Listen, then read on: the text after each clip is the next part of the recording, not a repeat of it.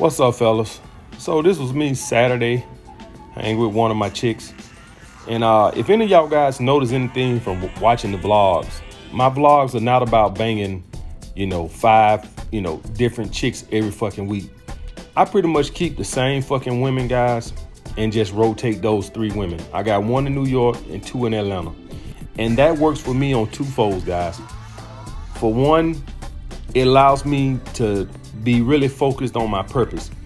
What I found that works for me, instead of trying to juggle 10 women at a time, just rotating a solid 2 or 3 guys allows you to pursue your purpose while also not getting attached to one female. So I implore y'all guys to really think about getting you a solid 2 or 3 girl rotation, really a 3 girl rotation, and just keeping those opposed to trying to constantly go out and meet new chicks and shit like that. I'm just more happier just maintaining my 3 chicks I have than to constantly be trying to have an evolving door. But it was me and my chick in Atlanta. We were just out watching the Patriots game. Just a little simple shit like that, guys. Ain't nobody got time to be trying to constantly go out and pick up chicks. It's nauseating.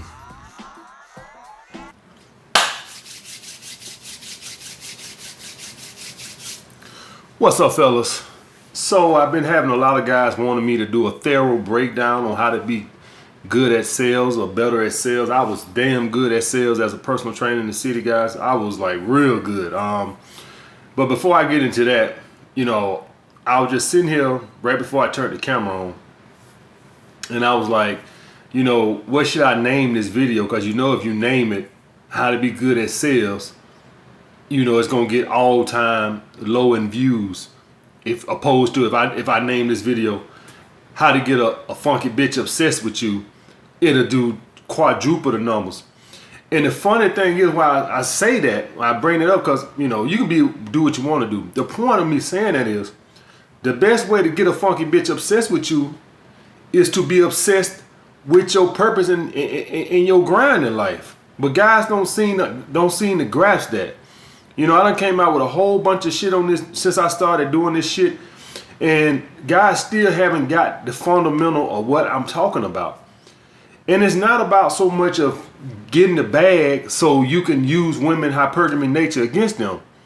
It's just that, guys, I'm trying to get you guys to be happier in life, and you're not going to be happier in life until women just don't matter that much in your life, period. Now, we all want some booty.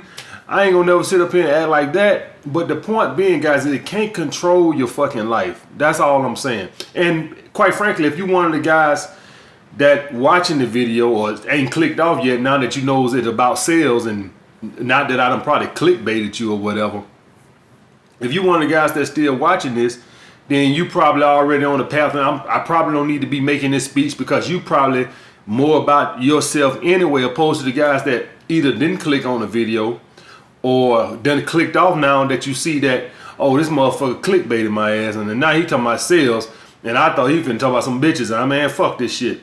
And it just goes to my point of what I'm saying, that you guys just don't grasp what I'm saying. Y'all think this is about women. Fuck those bitches. What I'm trying to get you guys on is to become high value males, obsessed with yourself, improving yourself. Fuck those damn bitches, man.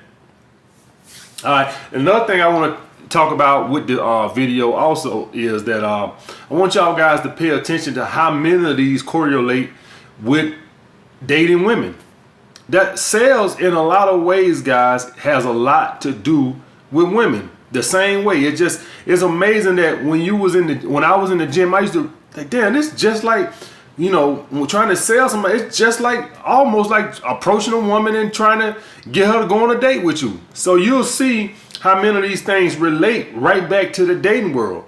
So for all you guys that were like, man, I ain't know if no goddamn sales training, I'm over here to get some bitches, just understand that if you good at sales, my way of thinking, guys, is whenever I saw somebody that could sell good in the gym, I always thought that, I guarantee you he's good with the ladies. That's how I always thought, because if you can sell, when you approach a woman, basically what you're doing is you're selling yourself.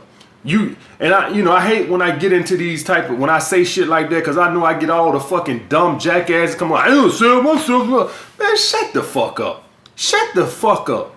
You trying to sell, if it ain't no more than, see, when you sell yourself to a woman, all you really doing, it's not that you go out your way to sell yourself. It's not like you sitting there trying to, I'm finna sell myself. No. But you selling yourself on your confidence. You selling yourself on your charisma. You are selling yourself to her to get what you want. Bottom fucking line. She got something you want. Some of you guys go the beta male route and you try to sell her on, oh, look, I could do this for you. I could do that for you. Some of you guys sell yourself on the alpha male aspect that, you're good with ladies. And that could be just, accidental. You just being yourself. But at the end of the day, you're selling yourself. And the best way to sell yourself to a woman, guys, by the way, is to not sell yourself. Any of you guys know anything that when you're dealing with women and you try to sell yourself and you try to stunt and shit like this, women have to discover everything. When you go to trying to sell yourself, I can do this, I can do that. That woman start, look at this beta cook motherfucker trying to sell his value to me. And she just think you ain't good with women. But when you try to sell a woman that you don't need her with an abundance mindset, that's how you sell yourself to a woman, guys. But anyway, let's get to the video, guys. Guys been asking me this. So this is the 10 best ways to improve in sales. And before I say that, guys, let me say this also. For any of you guys that are struggling financially, right? You got a bullshit 9-to-5 job. Sales is one of the best ways to increase your income tenfold. I'm going to tell you that shit right now. It's one of the best fucking ways. Because guys, you can have a bullshit job now and you can get into some kind of sales. Sales usually takes no education, no skills. And the reason why it's so easy to get a sales job is because it got such a high fucking turnover, guys. Sales has a very high turnover because if you don't sell, you don't eat. So what does that mean? That means a lot of people do this job for a short period of time and then they're out. So like, you start a job like when I would be at the gym and they would hire trainers, I would give them a month or two and I knew they was gonna be gone. Why? Because people got fucking bills, and if they can't sell, they gonna be gone. So it's easy to get a fucking sales job. If any of you guys just get a NASM certification right now and go to pretty much any gym, I guarantee you they'll hire you. If they got spots, or they'll hit you up when they got spots, because it will be some fucking spots, because it's low risk on their part. Because hey, if you don't sell, no skin off my back, your ass just won't eat. So it's easy to get a sales job.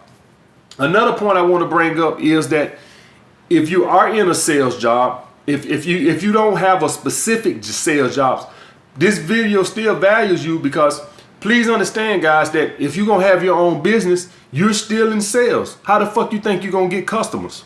You still have to sell. If you're gonna start your own electrical business, you still have to sell.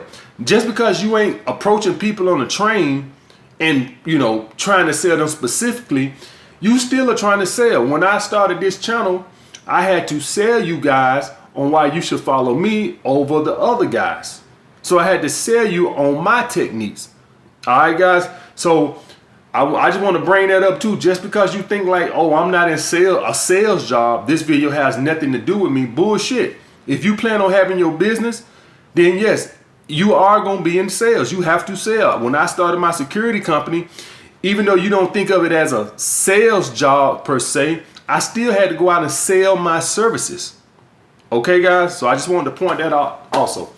Number one, guys, the number one way to be good at sales, and you just have to do this, you have to have an abundance mindset. And this goes tenfold with women. Too many times I saw trainers in the gym fixated on one fucking client that promised them that they was gonna buy some fucking sessions. Guys, you have to treat every customer as in, hey, if they come back, fine. If they don't, I don't give a fuck. I never followed up with nobody. Now, I'm not saying you should never follow up. I'm just telling you I never did. Because my motto is, and this is the same thing that goes on in the dating world, guys.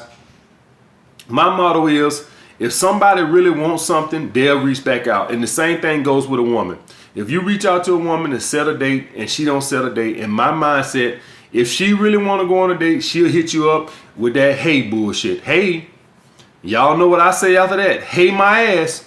That's how I go. So that's always been my fucking mindset, guys, is if somebody, if once you put out there what you trying to do, hey, this is what it is, this, I'm trying to get you to buy this training or whatever.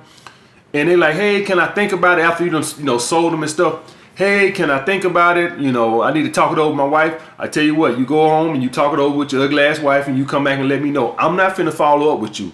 This is my number, this is my email, and you hit me back up. I'm not finna follow up and check back with you every 2 days trying to see. Fuck that. It's too many people in the fucking world. And that's the same way as with a woman, guys. You reach out, you try to set a date, she dicking you around. I don't know if I'm gonna be available. I work this weekend, blah, blah, blah. Put the ball in her court, you done with it. Hit me up when you're ready to go out. Don't hit me up with no goddamn frivolous talk. Hit me up when you fucking free. Abundance mindset, guys. I never follow up with nobody.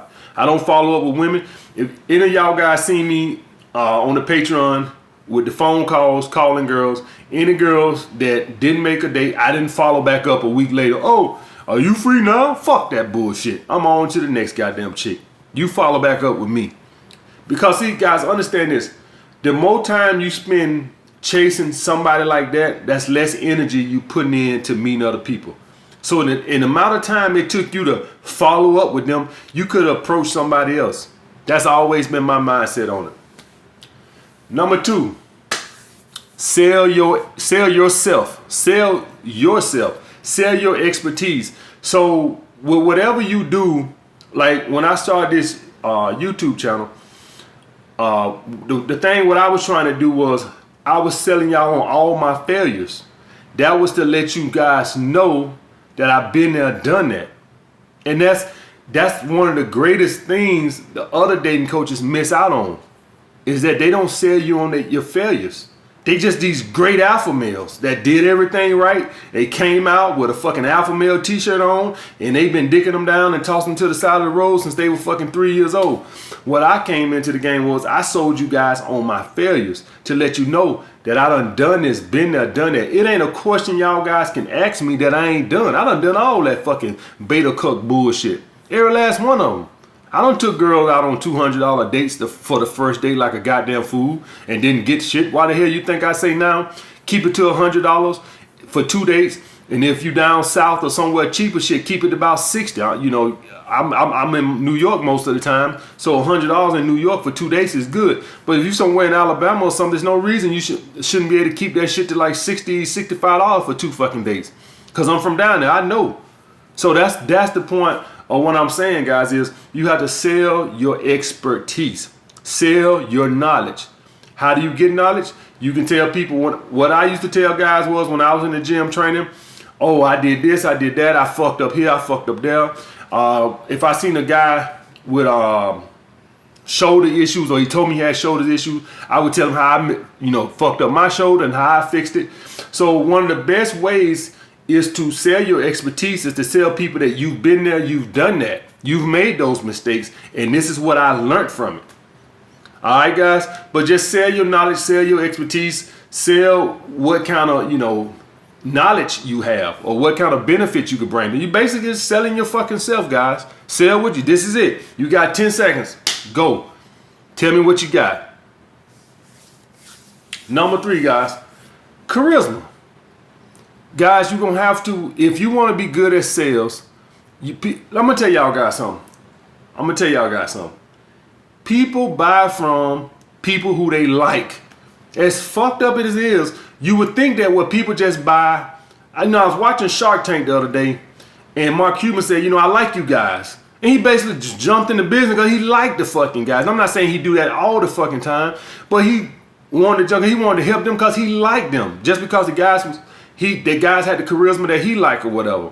So people have to like you. Most of you motherfuckers over here that support me and follow me, you just like me.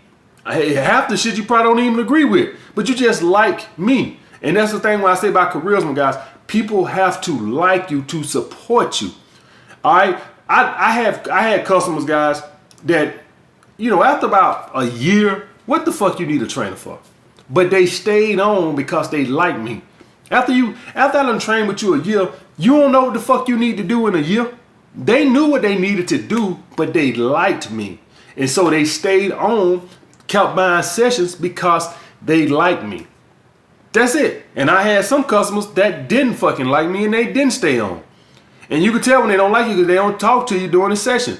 Why they didn't like me? I don't fucking know. Women, by the way, maybe because I ain't want to fuck them. And I would be the first one to tell you, I never had no dudes like that. It was always some young girls. And I think a lot of that was I didn't want to fuck them. I never tried to hit on my clients, guys, because even though they was attractive, I never tried to hit on them because it's going to fuck up the money.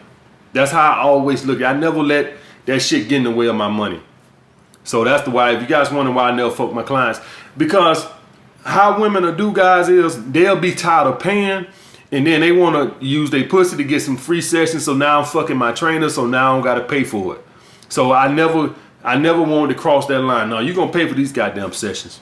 All right. But number 3, guys, is charisma. People have to like you. So when you go up to somebody, and I guess there's nothing you really can do about it. You are who you are. Either they like you or they fucking don't, right? But that has a great benefit to it. And I say that because some people don't like alpha male strategies, and that's fine. But I got a lot of guys that do. That's all I'm saying. That's where the abundance mindset comes in at also. Number 4, offer something for free, guys. I hate to say it, guys, but if you stand behind your work, you have to give some people some shit for free. I felt like what I had to bring to the dating world was good and valuable. And so without my YouTube channel being monetized or anything like that, I put out videos every day for the first 3 months, if I'm not mistaken, every day without getting monetized, because I understand that you have to give people shit for free and for them to want to try your services. This is why they give you a free ride. This is why at the gym they give you a free training session. This is why when you go to a lawyer or a doctor, they give you a lawyer or anybody, a tax consultant. They always give you that free consultation. It's because you need to give people something free so they can sample your work. People are naturally skeptical of spending their money. And so when you give them something free, they feel like they have nothing to lose. So if you have a food product or something like that or anything, it's best if you just get them some free. Take that loss, write it off as a tax deduction or whatever you give them for free, write it off as a tax deduction. All right.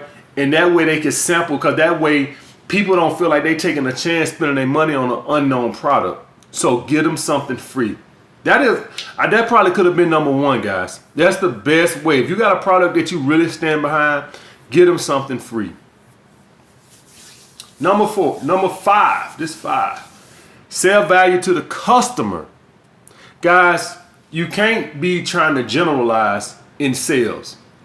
What a 20-year-old might find valuable in a product is probably not going to be the same thing that a 60-year-old find valuable in a product. So you're going to have to sell on the value to that specific person. I give y'all guys a case in point. Let's say I was a real estate agent, right? Let's say I was a real estate agent. And let's say I had this 25-year-old guy in New York City trying to get an apartment, right? What I'm going to try to sell him on? And he's single. I say, hey, are you single? You married? Oh, I'm single. What am I going to try to sell this guy on this apartment? Well, we got some bars down there. We got a club over there. It's a lot of girls be at that park over there.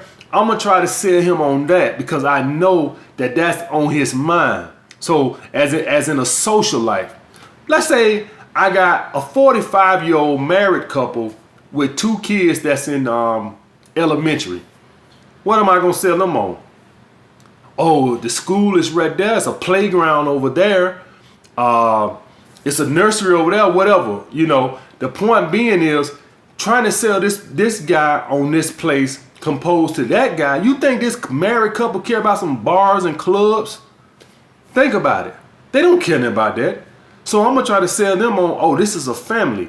So what they going to care about? They going to care about what's best for the kids. Okay, so I'm going to sell them on that point. Let's say I'm selling cars. And I got the same 25-year-old guy and this 45-year-old couple over here that, like I said, got the 2 kids.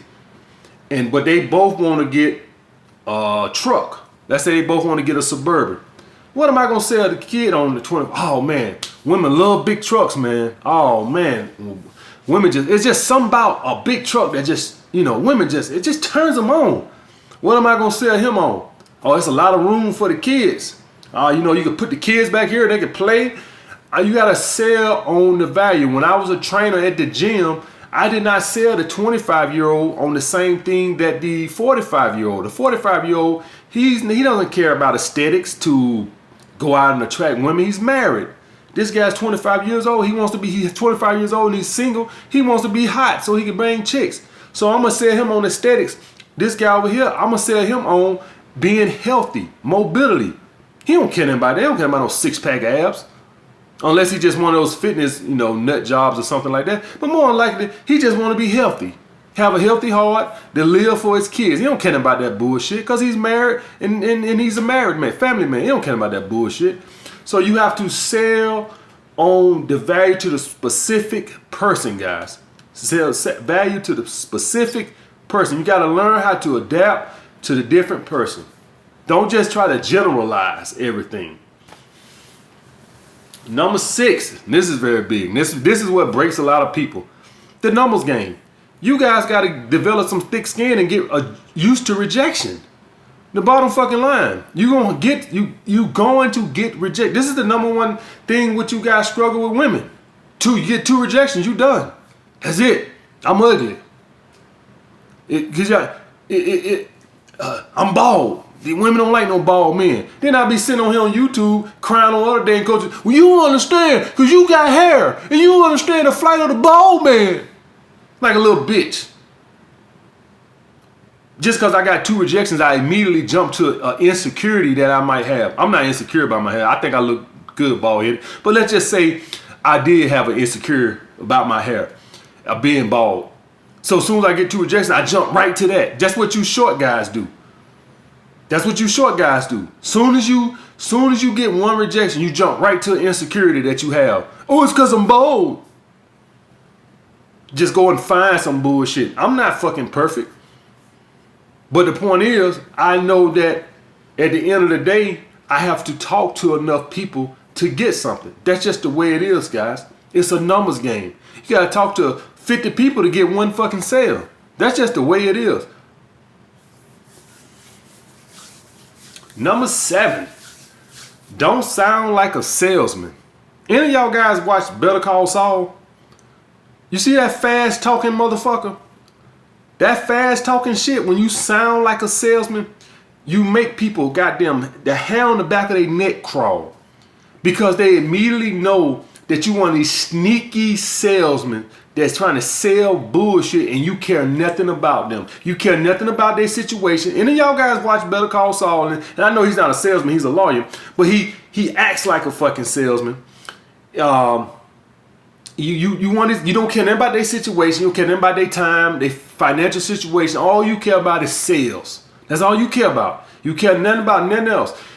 Guys, when you go up and you talk to people, all that fat, it's good, it's great, hey man, all that shit, that salesman, that over theatrical bullshit. Hey buddy, what's that? All that fast talking shit. I am telling you right now, you are going to turn people off if you act like that. Treat them like human beings, not this fast talking bullshit. It is a big turnoff. Just carry a nice conversation. Hey, how you doing? Do you have a second? I can show you this product I'm offering.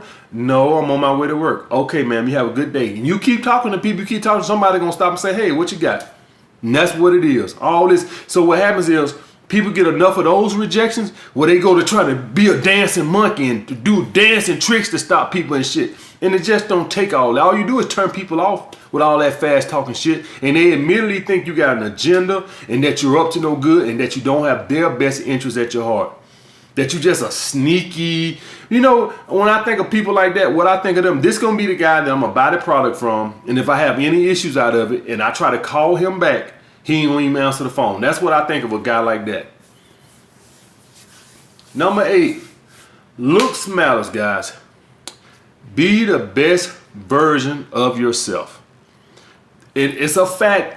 AMS did not create this. It is a fact that more attractive and fit people are more successful at selling products than unattractive people. And when I say unattractive, I'm just going to put a nice cap on this by saying overweight people, because there's nothing you can do about your facial structure. All right. So when I say to be the best version of yourself, I guarantee you, you're going to be better at selling at 200 pounds than you would at 300 pounds. Let me put it to you guys like this right here. What if I made these videos and I was 350 pounds talking about dating? And I said all the things, the exact same thing, exact same way. The only difference is I was 350 pounds saying them. How many of you guys would be following me right now? See, that overweight shit, it just, it triggers something in people's head. I don't really know what the fuck it is, but a lot of you guys is like, it would tune me out if I said the exact, let's just say every video I made right now was the exact same, but I was 350. First of all, y'all will probably have a hard time believing that I'm banging chicks like that, overweight like that. So y'all would have a hard time finding me credible that I'm banging chicks at that weight, right? But besides that, just being overweight, it's going to be more unattractive to more people, and people just like doing business with people that they think are attractive. That's just the way it fucking is. And even with guys, it's not about oh, I want to fuck you. No, but it's about, okay, to be quite honest with you, I don't really know what the fuck it is, to be quite honest with you, but I just know for a fucking fact that if you are fit and in shape, you stand a much better chance. And this is just not as a personal trainer. I am talking about if you're a door-to-door salesman and you selling fucking vacuum cleaners. I am telling you right now, if you go up and you trying to sell those vacuum at 200 pounds opposed to fucking 325, I guarantee you're going to sell more vacuums. Even if you're saying the exact same fucking thing.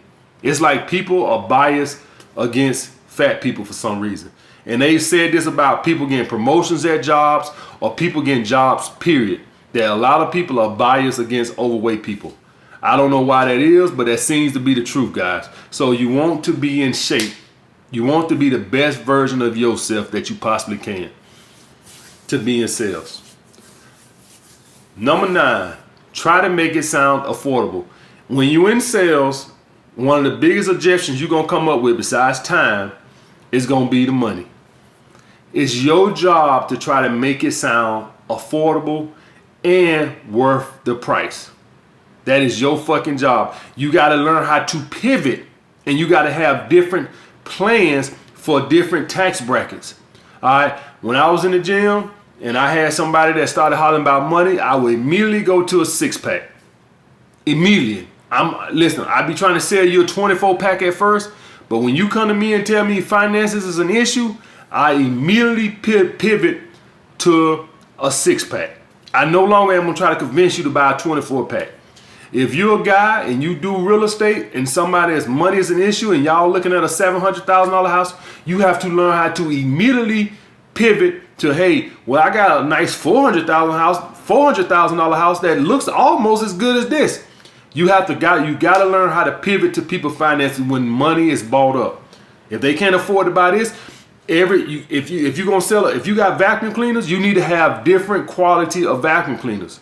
If all you got is a $5,000 vacuum cleaner, then you're gonna struggle with sales. You need to have a heavy duty one, and then you need to have one that's about $1,200. If all you got is $5,000, and I'm not saying you still can't sell, but what I'm saying is you'll be much better off if you had different vacuum cleaners for different tax brackets. All right, just putting that out there, guys. So when I try to sell my security services, I would say, I would try to sell a guy on getting as many security guards as he possibly can. But if money was an issue, I would immediately pivot to, it's not that big. 2 guys really should be able to handle it. I would immediately pay. I didn't try to keep selling him on, you need to get 6 guards. Fuck that. If he's somehow, I don't know if I can afford that. What the fuck I'm going to keep selling him on that for? So make it sound affordable, guys. Number 10, don't oversell. Guys, one thing with the overselling is just being greedy. So, and I relate everything to me being in the gym and security because that's what I did sales at the most, right? But when I would run across a guy that I knew had money, I didn't try to oversell him just because he had money to get a 48 pack and train 6 days a week just because he had money. I would still stick to my 12 or 24 pack because I don't want to oversell. And if a guy say I can only do 2 days a week, what they try to teach you in sales is try to push for that extra day, try to push for that extra guard. I had a different philosophy. I felt like that turned people off because it showed that you cared nothing about their situation. So I never undersold, never oversold. If they told me this is what I can give you, this is what I can do, I stuck to that. I didn't never push. Well, come on, man.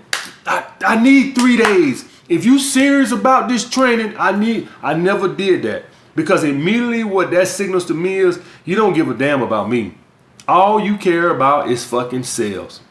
So don't oversell, guys. When I oversell, when I bought my Mercedes, that guy did not follow up with me one fucking time.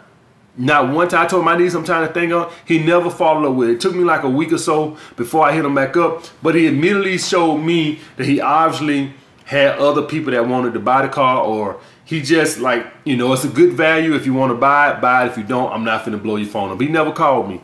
And that's what led me to call him back, because I felt like at that point it must be a good deal if he wouldn't. When you try to blow somebody up, and worry somebody, what you're essentially saying is, I have nothing else going on, so I need to try to bleed you dry as much as I possibly can. All right, guys, so do not oversell. All right, guys, so this is a good purpose question. I like doing these. I want to see more of these, guys. I'll get back with you guys later. What's up, fellas? So this was me on my way to New York. Had to come back to New York this week, guys. I got to get my shit updated for my car, my registration, and my inspection. So I had to come back to New York this week just to do the inspection. But this was me actually lucky enough this time to get on one of these international flights, guys. This is when you have the seats, the leg space with the reclining chairs. This was my first time.